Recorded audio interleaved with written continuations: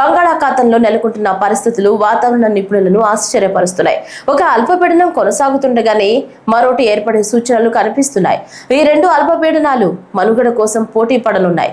రాబోయే రోజుల్లో రెండు కలిసిపోయే అవకాశం ఉంది. మలక్కా జలసంధి సమీపంలో ప్రస్తుతం తీవ్ర అల్పపీడనం కొనసాగుతుంది. ఇది పశ్చిమ వాయువ్య దిశగా కదులుతూ మంగళవారం నాటికి వాయుగుండంగా గురువారంలోగా తుపానుగా బలపడుతుందని భారత వాతావరణ విభాగం అంచనా వేస్తోంది.